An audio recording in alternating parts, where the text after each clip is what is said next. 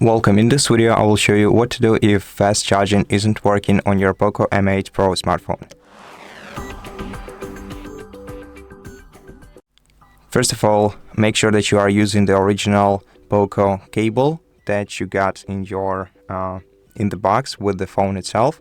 Also, make sure that you are using it with a compatible charger that supports 100 watt fast charging. The best option is the original Xiaomi charger, and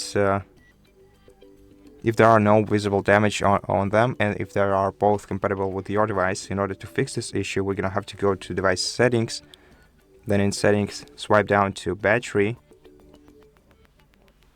and then go to battery protection and disable smart charging or battery protection options. Select charge fully instead, then go to additional features.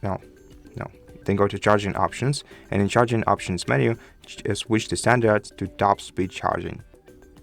And this should fix the issue. Thank you for watching this video. If you liked it, please consider subscribing to our channel, leave us a like and a comment below, and I'll see you in the next one.